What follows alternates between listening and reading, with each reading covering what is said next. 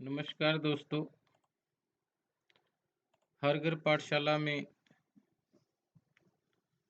11वीं कक्षा का स्वागत है।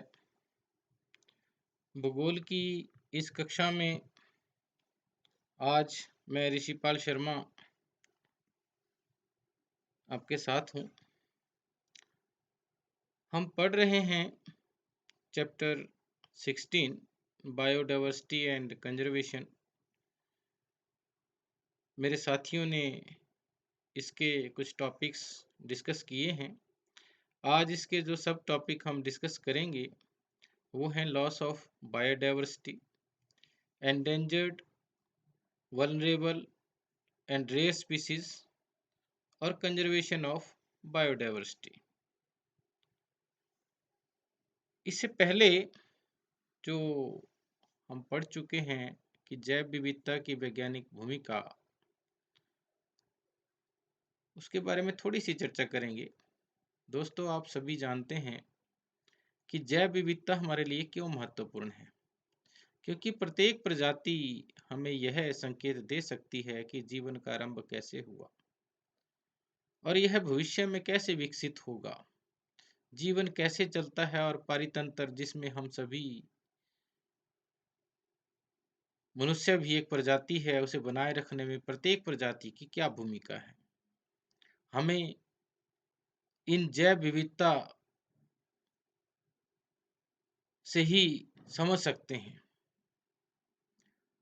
हम सभी को यह समझना बहुत जरूरी है कि हम स्वयं भी जिएं और दूसरी प्रजातियों को भी जीने दें। यह समझना हमारी नैतिक जिम्मेदारी है कि हमारे साथ सभी प्रजातियों को जीवित रहने का अधिकार है।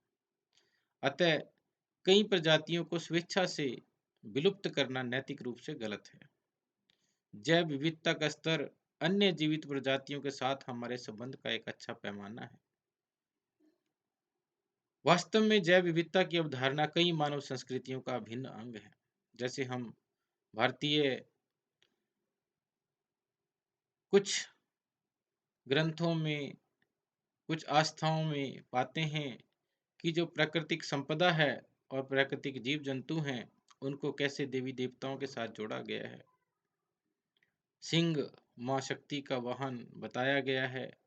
मोर, सर्प आदि सभी का एक विशेष प्रयोजन और विशेष प्रयोग बताते हुए उनकी जो महिमा है उसको किस प्रकार से आंका गया है, ये इसी बात का प्रमाण है कि हमारे भारत में जैव विविधता का सम्मान किया जाता है। लेकिन आज हम एक स्थिति की तरफ पहुंच चुके हैं कि जैव विविधता का, बायोडाइवर्सिटी का चारों तरफ ह्रास हो रहा है।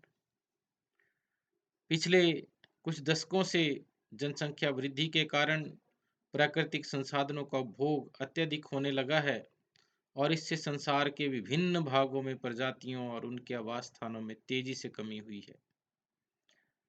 उष्णकटिबंधीय क्षेत्र, जो विश्व के कुल क्षेत्र का मात्र 1/4 भाग है, यहाँ संसार की 3/4 जनसंख्या रहती है और इस विशाल जनसंख्या की जरूरत को पूरा करने के लिए संसाधनों का दोहन और वनोन्मूलन अत्यधिक हुआ है।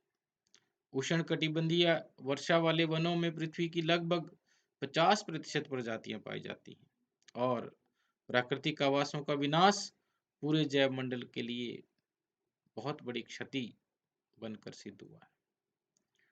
क्या कारण है कि ये जैव विविधता का ह्रास हो रहा है? इसमें कुछ प्राकृतिक कारण हैं और कुछ मानवीय कारण। प्राकृतिक आपदाएं जैसे भूकंप, बाढ़, ज्वालामुखी उद्गार, दावानल, सूखा आदि पृथ्वी पर पाई जाने वाली जो प्राणी जात है और वनस्पति जात है उसको क्षति पहुंचाते हैं और परिणाम स्वरूप जो संबंधित प्रभावित प्रदेशों की जैव विविधता है उसमें बदलाव आ जाता है। मानव आज इतना अत्याचारी और इतना असंवेदनशील हो चुका है कि सिर्फ अपनी जरूरतों को पूरा करने के लिए जैव विविधता को नुकसान पहुंचाने से भी नहीं हिचकिचा रहा है।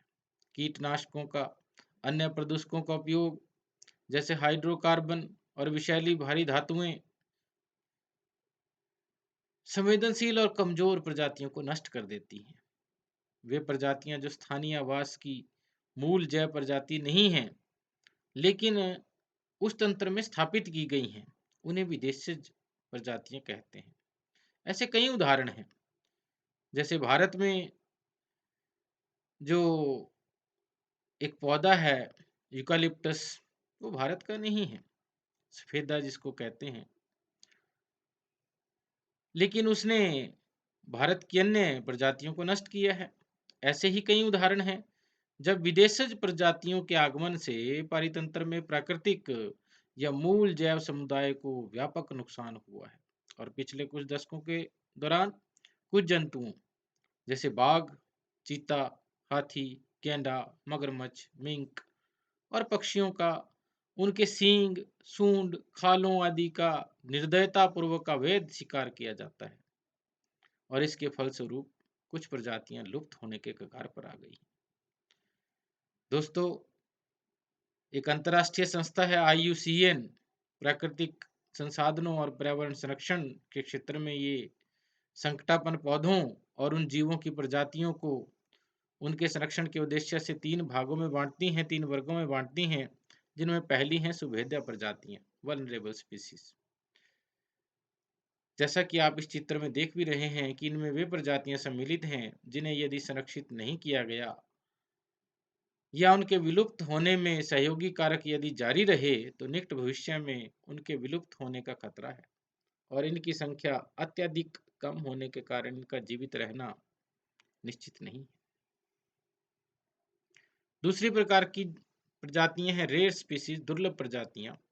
संसार में इन प्रजातियों की संख्या बहुत कम है। ये प्रजातियां कुछ ही स्थानों पर सीमित हैं या बड़े क्षेत्र में फिर विरल रूप में पाई जाती हैं, जहां आप देख रहे हैं जो चित्र आपको दिखाई दे रहे हैं। और तीसरी प्रकार की हैं एंडेंजर्ड स्पीसीज, संकटापन्न प्रजातियां। इसमें वे सभी प्रजातियां सम्मिलित हैं जिनके लुप्त होने का खतरा है, और IUCN, international union of conservation of nature and natural resources संस्था ने इन संकटापन्न प्रजातियों के बारे में एक रेड लिस्ट बनाई है।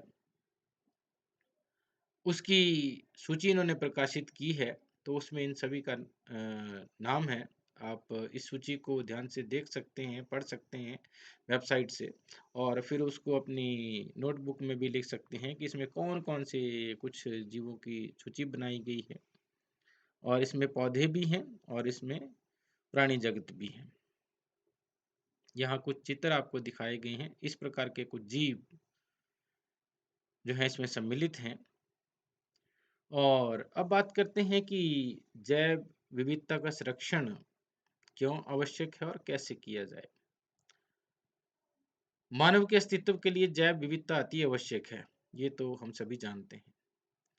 जीवन का हर रूप एक दूसरे पर इतना निर्भर है कि किसी एक प्रजाति पर संकट आने से दूसरों में असंतुलन की स्थिति पैदा हो जाती है। यदि पौधों और प्राणियों की प्रजातियां संकटापन्न होती हैं तो इससे पर्यावरण में भी गिरावट उत्पन्न होती है, और अंतोगत्वा मनुष्य का अपना अस्तित्व भी खतरे में पड़ सकता है। अतः आज यह अति अनिवार्य है कि मानव को पर्यावरण मित्र होना पड़ेगा और पर्यावरण के साथ मैत्रीपूर्ण संबंध बना करके उन पद्धतियों को अपनाना पड़ेगा और ऐसे विकास को जन्म देना पड़ेगा, ऐसी व्यवहारिक गतिविधियां अपनानी पड़ेंगी कि जिनसे सतत पोषणीय विकास हो। और इस तथ्य के प्रति भी जागरूकता जो है बढ़ानी पड़ेगी। आज कुछ क्षेत्रों में पर्यावरण के प्रति जागरूकता बढ़ रही है, लेकिन ये संरक्षण तभी संभव और दीर्घकालिक होगा जब स्थानीय समुदायों व प्रत्येक व्यक्ति की इसमें भागीदारी होगी। इसके लिए स्थानीय स्तर पर संस्थागत संरचनाओं का विकास आवश्यक है। केवल प्रजातियों का संरक्षण और आवास की सुरक्षा ही अहम समस्या नहीं है, बल्कि संरक्षण की प्रक्रिया को जारी रखना भी उतना ही जरूरी है। सन 1992 में ब्राजील में एक रियो डी जनेरियो स्थान पर जैव विविधता का सम्मेलन हुआ था, और उसमें जो संकल्प लिए गए थे उनमें भारत भी सम्मिलित था, और 155 देश उसमें थे। और विश्व संरक्षण कार्य योजना में जैव विविधता संरक्षण के कुछ तरीके सुझाए गए हैं जो इस प्रकार हैं कि संकटापन्न प्रजातियों के संरक्षण के लिए सभी देशों को प्रयास करने चाहिए। प्रजातियों को लुप्त होने से बचाने के लिए उचित योजनाएं व प्रबंधन अपेक्षित हैं, अपने अपने देश में अपने अपने लेवल पे बनाएंगे। और खाद्यान्न की किस्में, चारे संबंधी पौधों की किस्में, इमारती लकड़ी के पेड़, पशुधन, जंतु व उनकी अन्य प्रजातियों की किस्मों को संरक्षित करना होगा। और प्रत्येक देश को वन्य जीवों के आवास को चिन्हित करके उनकी सुरक्षा को सुनिश्चित करना चाहिए। और प्रजातियों के पलने, बढ़ने तथा विकसित होने के स्थान सुरक्षित और संरक्षित हों। और अगला बिंदु है कि वन्य जीवों व पौधों का अंतर्राष्ट्रीय व्यापार नियमों के अनुरूप ही हो।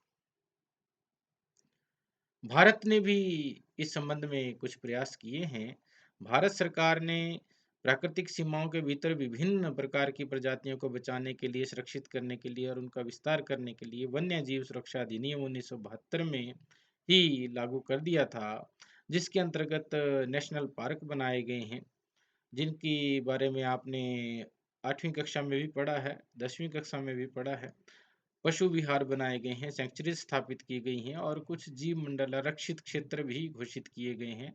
और अभी हाल ही में कुछ वर्ष पहले हाथी को भारत का विरासत पशु घोषित किया गया है और डॉल्फिन को जो है aquatic animal, national aquatic animal भी घोषित किया गया है। अगर विश्व की बात करें तो वह देश जो उष्णकटिबंधीय क्षेत्र में स्थित हैं, इसका मैं आपको एक चित्र दिखाता हूँ। ये उष्णकटिबंधीय क्षेत्र है जो आपको इक्वेटर के आसपास दिखाई दे रहा है। इसमें संसार की सर्वाधिक प्रजातीय विविधता पाई जाती है और उन्हें महाविविधता केंद्र, मेगा डाइवर्सिटी सेंटर कहा जाता है। और इसमें 12 देश सम्मिलित हैं, जिनमें Mexico, Colombia, Ecuador, Peru, Brazil, Zaire, Madagascar, चीन, भारत, मलेशिया, इंडोनेशिया और ऑस्ट्रेलिया सम्मिलित है। और इन देशों में समृद्ध महाविविधता केंद्र स्थित है।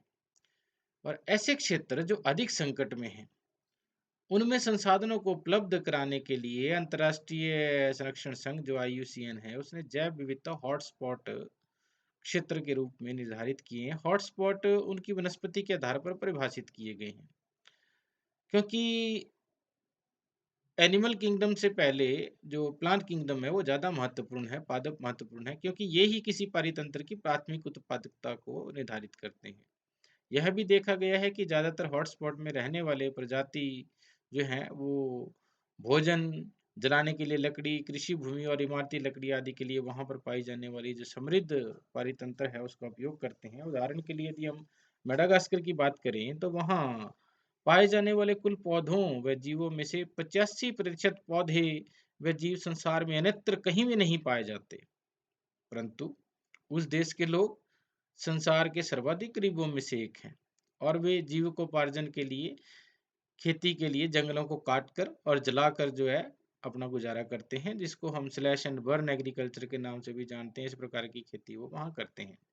अन्य हॉटस्पॉट जो समृद्ध देशों में पाए जाते हैं, वहाँ कुछ अन्य प्रकार की समस्याएं हैं। जैसे हवाई द्वीप की हम बात करें, जहाँ विशेष प्रकार की पादप व जंतु प्रजातियां मिलती हैं, लेकिन वह विदेशी प्रजातियों के आगमन और भूमि विकास के कारण असुरक्षित है। एक नज़र डालते हैं जरा विश्व मानचित्र पर। इस विश्व मानचित्र पर हम ये देखते हैं कि कुछ पारिस्थितिक हॉटस्पॉट दिखाए गए हैं इसमें। तो ये सेंट्रल अमेरिका के उच्च भूमि क्षेत्र हमें यहाँ दिखाई दे रहे हैं और उसी प्रकार से पश्चिमी इक्वेडोर और कोलंबियन काको, उष्णकटिबंधीय एंडीज और अफ्रीका में यदि हम देखें तो ऊपरी गिनी वन, और यदि अमेरिका में ही देखें तो अटलांटिक वन ब्राज़ील में और पूर्वी मेडागास्कर का क्षेत्र और श्रीलंका में सिंह राजा वन क्षेत्र और भारत में पश्चिमी घाट का क्षेत्र और पूर्वी हिमालय का क्षेत्र और फिर इंडोनेशिया में प्रायद्वीपीय, मलेशिया में, फिलीपींस में, उत्तरी बोर्नियो में और ओशिनिया में यदि हम चले जाएं तो क्वींसलैंड का क्षेत्र हमें यहाँ पर दिखाई देता है। ये कुछ पारिस्थितिक हॉटस्पॉट हैं विश्व के। तो इसी के साथ हम ये कामना करते हैं कि हम सभी प्राणियों का सम्मान करेंगे और सभी जो विश्व की पौधों की प्रजातियाँ हैं, उनका सम्मान करेंगे और एक ऐसा पारिस्थितिक संतुलन बनाने का प्रयास करेंगे कि जिसमें प्रकृति और मनुष्य एक मैत्रीपूर्ण व्यवहार करते हुए एक दूसरे के साथ मिल कर के रहें। Thank you. ये लेसन हम यहीं स्टॉप करते हैं। जय हिंद, जय हिमाचल।